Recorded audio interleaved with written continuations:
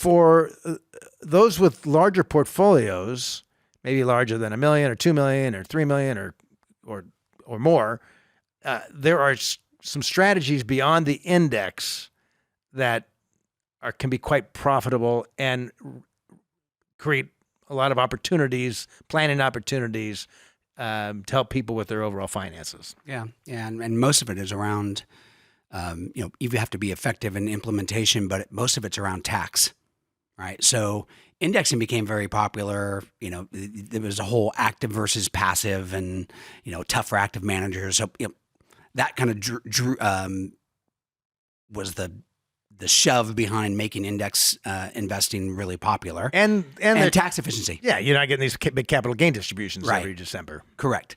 So the evolution as you gain larger portfolios and have more complex tax situation is not just to be tax efficient, but really to be what I call tax effective. Right? So some of the things and the strategies that you can use, one is direct indexing. Right? So instead of owning the index, let's just we'll use the S&P 500. Instead of owning the S&P 500, you can actually own the underlying individual stocks that make up most of the S&P 500. And when the S&P 500 goes up 10%, not all of the 500 stocks go up 10%. No. Some of them go up 40 and some of them go down 10 and what have you. So direct indexing just allows you to book losses within that index-like performance. So and cherry pick which piece of the index you might want to sell or donate. That's correct. Yeah, or gift to donate, gift, book losses that carry forward, forever, essentially, to do that. So direct indexing is something that's come into play. The other one is dealing with concentrated stock. And you can use some strategies, like long-short strategies. So long-short being you're long some part of the market and you short part of the market. And what that allows you to do is actually book capital losses that can then be used to pay for the reduction in concentration. So if you own a bunch of Apple or Microsoft or NVIDIA or what have you, you can use those losses. You book loss because if you're long-short, because your short positions are going to have losses. Automatically, you're going to have some. If any movement at all is going to trigger a gain and a loss. That's correct. And you're using leverage there. So let's just say, I'll just use some round numbers. You can be 150% long, meaning you take $1 and you buy $1.50 worth of stock, and then you're 50% short on the other side. So your net exposure, is the market, but it allows you to book losses. So it's a strategy that makes sense. That's in like a separately managed account. And there's different levels of leverage depending on what kind of capital losses you want to take. So some people say, hey, I'm going to sell, I have to sell some assets to buy a house because my kid is going to college and I want to buy the house in that community. I have to create the capital to do it. And they're going to go to school in 3 years. So you take some cash, you invest in a long-short strategy, and you accumulate $3 million of capital losses or $1 million in capital losses.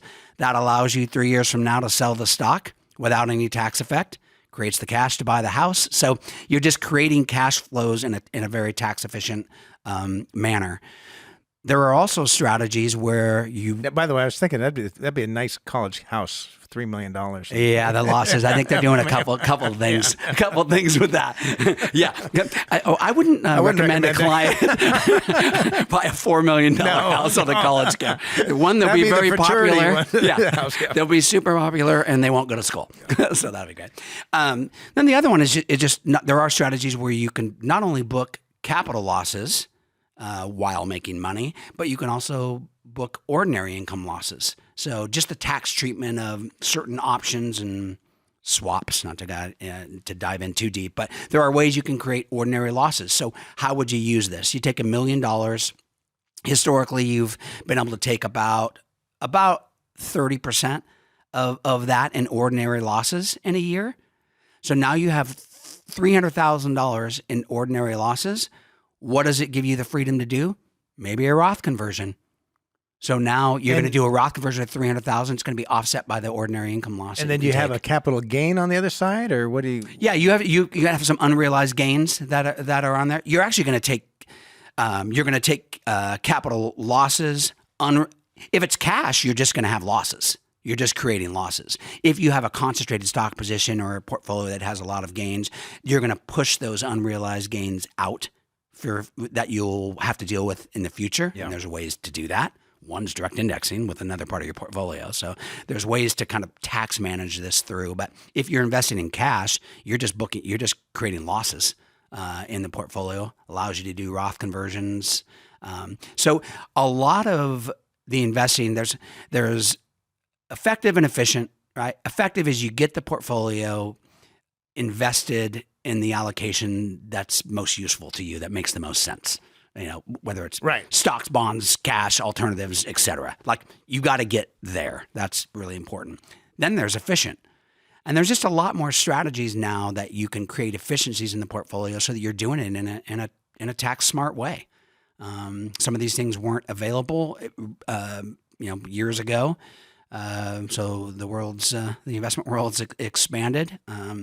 Put your brain around that, and implementation can be very, very tax efficient. Yeah, and some of these strategies, they might have been around for a long time, but it might have been for the families with 100 million or 200 million or more. Yes. And now they're they could be for families of a couple million or 10 million or 20 million, right? That's correct. Yeah. The same kind of strategies. Yep. Yeah, a lot of those become available to kind of the registered investment advisory community, brokerage community, what have you. They've come down market quite a bit. It used to be just institutional for some of these managers, but they become available. So yeah, and some of these are in the form of just a separately managed account, so a brokerage account that is some manager has the control to manage the account, and some are through some are hedge funds. Yeah, hedge fund strategy. Yep. Which the term a hedge fund, it's just a structure of an investment. Yeah, not tend to be not as liquid. And I know before we went on the show here, you were talking about a strategy to generate income off a stock portfolio, whether that's an index funds you own or individual stocks. Yeah. So you can take a portfolio, a diversified portfolio of stocks, and they have their dividend rate, and you have a bunch of unrealized gains there that you're. So let's say I'm moving into retirement. I've got my IRAs, and I've got a brokerage account with. Let's say I've got $1 million in my brokerage account. Yep. It's of stocks that I've picked over the years, capital appreciation on them all. I'm now going into retirement. I want some income. The dividend yields on it is, let's call it 1.5%. Yep.